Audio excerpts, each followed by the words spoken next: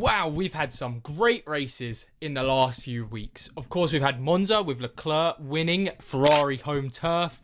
Beautiful race to watch. We then had Baku, where we had Leclerc and Piastri battling it out for first place, and then Carlos Sainz and Sergio Perez crashing into each other, and a beautiful recovery drive from Lando Norris. Another incredible race. And then Singapore, well, it was a bit rubbish. Bar a few big moments, it was your typical street circuit with not a lot of big overtaking unless you had a massive tyre delta to someone else. However, let's talk about everything that came up in the Singapore Grand Prix. So we've got to start off with the big one, and it is Daniel Ricciardo and potentially his last race. Now, is it his last race? Is it not his last race? Who actually knows? No one really knows. It's not been confirmed, but from everything that we've seen happening around the circuit, it definitely feels like his last track. And I see why Red Bull would do something like this. A lot of people don't understand what's going on with it, but basically I believe it's to see what could happen if they did drop Perez, I think, because they know what Yuki Tsunoda's pace is like. They like him. They know what Ricciardo's pace is, so they're going to bring in Lawson for the rest of the season and see what he can do. And then I think they're going to assess the whole Red Bull family after that. However, no one really knows, but he got his nice little guard of honor after the race. He had a really emotional interview as well. He did start crying. So for him, it feels like an end of an era. His last race driving for F1. I mean, just look at this video of him. He's just rubbing his hands. He's trying to soak it all in one last time. So it definitely feels like that. However, for a last race, it really didn't go that well. He finished basically dead last, 18th place behind Magnussen, who technically DNF'd, didn't because it was so late on into the race. And of course behind Albon, who did.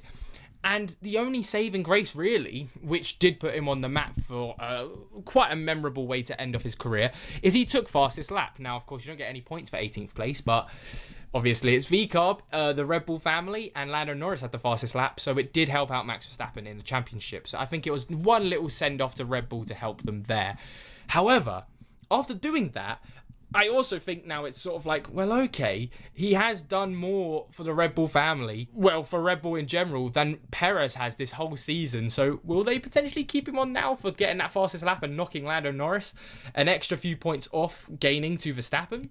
Who knows? But we're going to find out in a month's time. My guess is that he will be gone and Lawson will be in that seat. But who knows what's coming up for 2025? We might have a few surprises around the corner. So then I think the next big thing to talk about is Lando Norris and, well, his race in general, because on paper, it looked like a dominant showing from him. 20 plus seconds to Verstappen. At one point, it was 30 seconds. He had a whole pit stop, basically, on the rest of the field. He was 40 seconds ahead of his teammate by the end of the race. And he almost got fastest lap, pole position, and the race win, which would have been his grand slam. And realistically, he did deserve it. However, it wasn't without a few little scraps. He very nearly did crash out of the race with zero pressure, which is always scary. You can't be doing stuff like that. Verstappen's reaction was priceless to seeing this. And then, of course, Piastri as well. I'll show the clip right now. Asking him to not swear and say he's thinking about it. So Lando Norris has to be careful. It was a great weekend for him, but these are the sort of incompetencies that we do see from him time to time. And if he wants to be consistent and win every single race and try to end off at least challenging Max, he's got to stop doing those little things. But overall, you can't complain. He got the 25 points. He did his job and he did it well at the end of the day. They were close calls. It is what it is and it isn't what it isn't. Then actually, I'm going to talk nicely about Ferrari. So we actually saw Ferrari do one of the most Ferrari things, coming back to their beautiful 2010s era of just terrible strategic calls, terrible everything about their car, basically. Coming 9th and 10th in qualifying. Both of them setting no time. Leclerc, of course, didn't actually set a time because he ran wide, screwed up his qualifying lap, basically. And that Ferrari is just dreadful on Saturday. And then, of course, Sainz crashed out. It wasn't the best showing for them on Saturday. However, they then fully recovered it on Sunday, and I was very, very impressed with how they did that. So first of all, they did both ends of the aggressive strategy, and both of them worked, which I really like to see when you go against the status quo and you beat all of the rest of the cars. So Carlos Sainz had a terrible start to the race, went from 10th to 12th, and he was stuck behind Yuki Tsunoda, Perez, and Colapinto for basically 10-15 laps. So he was like, screw this, let's go pit, which was a great call at the time. He then got loads of overtakes, undercut even his teammate, up to 6th place, 12th to 6th place from one Ferrari call. Masterclass. Yes, of course, Leclerc went and overtook him, but it was such a great call from Ferrari. Alonso wasn't quick enough to catch him, so he's stuck in that 7th, and 10th to 7th in Singapore is a brilliant showing. It's a shame they couldn't do better in qualifying, but for where they were, that is fantastic. And then on the other end, Leclerc went for the complete opposite strategy, waiting until the mid-30 laps to go off his old mediums onto the hards, and that worked out perfectly. He just had to get through Alonso and Sainz. Of course, Sainz just let him past, and then he was challenging the Mercedes. He beat Lewis Hamilton, who qualified 3rd place, and he qualified 9th. And then he almost took Russell. It was a driver of the day performance from me, from Charles Leclerc. It was brilliant. Of course, he didn't get it because of a few different things, but my Ferrari were on it. The strategies were good. Both their drivers were good. That's the thing. Just get qualifying right, and I think they could have been challenging Piastri and Verstappen. They're moving away from Ferrari and moving more onto the mid-table teams. We have Colapinto and his dive bomb. So it was probably the best move of the weekend. Albon got really annoyed from it, and I think it was a fair move. He dive bombed, but kept to the apex and didn't hit into anyone. I don't think he did anything wrong. I loved watching it. That's what I love to see. These youngsters actually pushing the other drivers. And my God, I've been so impressed with Colapinto. I'm so happy he's in F1. I really do hope he gets that Sauber seat. It'd be sad for Bortorello, but Colapinto's just different gravy, man. I don't know where he's come from. That's what everyone's saying.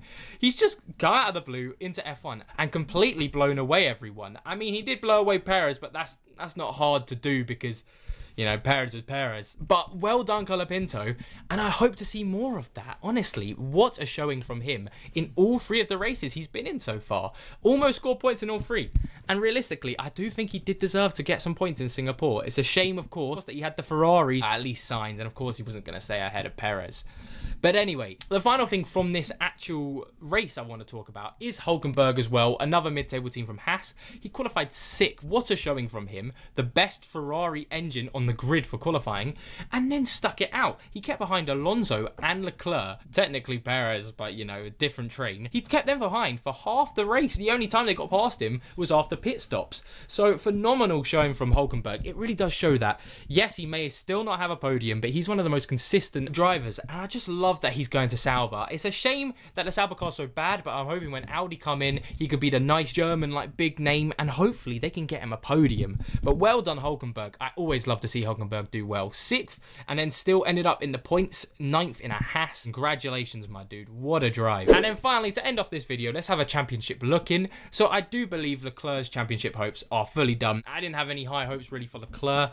It was a long way to go, but after that qualifying showing and only finishing 5th, he's too far away from Verstappen now. So technically, if Norris has a few bad races, he could beat Norris, but first place is out of the question now. With 6 races to go, 3 sprint races, it's not happening. However, Lando Norris moves to 52 points away from Max Verstappen, so he physically can't get Max Verstappen now, even with fastest laps, if he comes first place and Verstappen comes second. However, I don't think it's going to end like that. Norris isn't going to win every single race, but Verstappen isn't going to come second in every single race. You've got Piastri, you've got Leclerc, you've got Norris, who all look very good, and there will be races where they're all muddled up. So I do think it's still Norris's championship to fight for, but at the end of the day, it's still Verstappen's to lose. I think Norris has got a lot to do, and he's got to hope that that car doesn't give up, because if that car DNFs for one race, it's over.